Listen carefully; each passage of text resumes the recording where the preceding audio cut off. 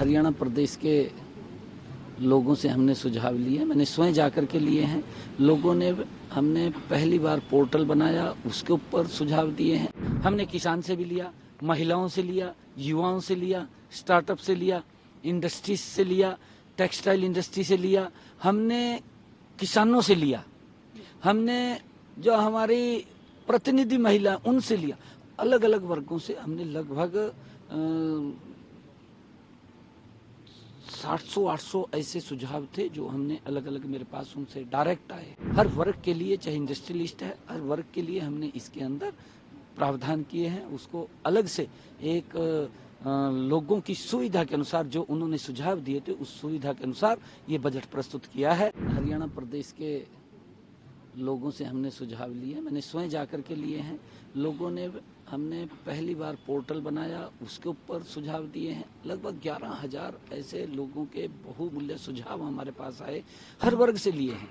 हमने किसान से भी लिया, महिलाओं से लिया, युवाओं से लिया, स्टार्टअप से लिया, इंडस्ट्रीज से लिया, टेक्सटाइल इंडस्ट्री से लिया, हमने किसानों से लिया, हमने जो हमारी प्रतिनिधि महिला उनसे लिया। अलग अलग वर्गों से हमने लगभग 700-800 ऐसे सुझाव थे जो हमने अलग अलग मेरे पास उनसे डायरेक्ट आए हैं, और कुछ सुझाव हमने पोर्टल के ऊपर भी आए हैं, और उन सब को हमने इस बजट के अंदर समाहित किया है। और इसके अंदर जो बजट आया है, हमारी जो सोच थी कि हरियाणा प्रदेश के 2,80,00,000 लोगों की अपेक्षाओं के ऊपर ये बजट खरा उतरे, और उसको लेकर के हमने हर वर्ग को ध्यान में रखते हुए, चाहे किसान है, महिला है, युवा है, गरीब है, हर वर्ग के लिए, व्यापारी है, हर वर्ग के लिए, चाहे इंडस्ट्रियलिस्ट है, हर वर्ग के लिए हमने इसके अंदर प्रावधान किए हैं। उसको अलग से एक लोगों की सुविधा के अनुसार जो उन्होंने सुझाव दिए थे उस सुविधा के अनुसार ये बजट प्रस्तुत किया है, और इसकी प्रशंसा भी आज हरियाणा प्रदेश का हर जन कर रहा है। बाहर के लोग भी जब इस बजट को सुन रहे हैं तो वो भी इस बात की प्रशंसा कर रहे हैं। देखिए, क्योंकि मेरे ये बड़े ही हार्ट को छूने वाले विषय थे कि हम प्रदेश के अंदर शिक्षा, स्वास्थ्य और हमारा जो रोड का इंफ्रास्ट्रक्चर है या बिजली का हमारा इंफ्रास्ट्रक्चर है, उसके अंदर गति से सुधार होना चाहिए, और उसको लेकर के हमने हर 10 किलोमीटर के ऊपर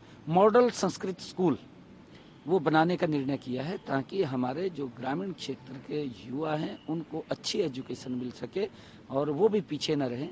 और उसको लेकर के मैंने जो बजट के अंदर ये कहा है, बजट में ये भी कहा है कि हरियाणा प्रदेश के सभी विभागों के जितने फर्स्ट क्लास ऑफिसर हैं, हर महीने किसी न किसी स्कूल के अंदर जाएगा, बच्चों से बात करेगा, 2 घंटे 3 घंटे वहां रहेगा, उसकी पूरी रचना योजना बनेगी, और वो जाकर के वो क्लास में भी बच्चों से बात करेगा, और बच्चे अगर उनसे कोई बात करना चाहें तो उसकी बात को सुन करके उसका उत्तर भी देगा। इससे हमारे युवाओं को एक बड़ा उत्साह और प्रोत्साहन भी मिलेगा। और हमने जो लाडो लक्ष्मी योजना की बात कही है कि हमने अपने संकल्प पत्र में इस वायदे को कहा था, आज हमने उसका प्रावधान किया है बजट के अंदर। मैं लगातार इस बात को कह रहा था कि हम बजट में प्रावधान करेंगे और उसके बाद इस योजना को हम धरातल के ऊपर मूर्त रूप देंगे, ताकि जो हमने अपने संकल्प पत्र में कहा है उसको हम पूरा कर सके।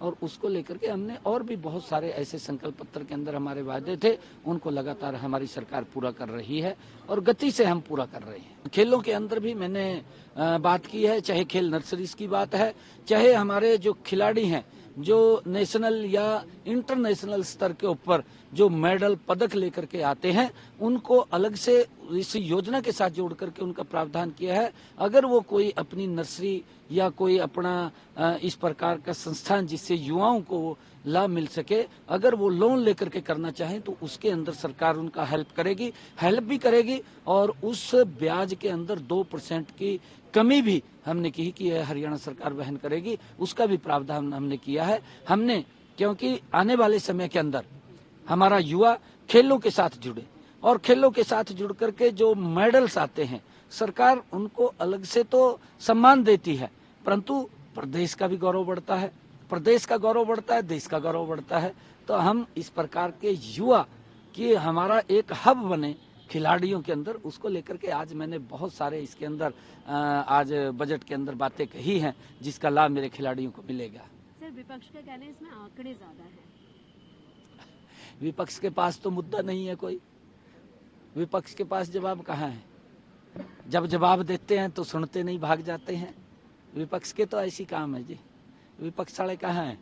विपक्ष होता तो उस दिन मैं जब रिप्लाई दे रहा था तो बैठते, वो नहीं बैठे क्योंकि सुनने की क्षमता नहीं है। और वो तो अपनी बात तो कह जाते हैं, ये नहीं है, झूठ के आरोप लगाते हैं। फिर जब उसका उत्तर मिलता है तो फिर सुनते नहीं, फिर भाग जाते हैं।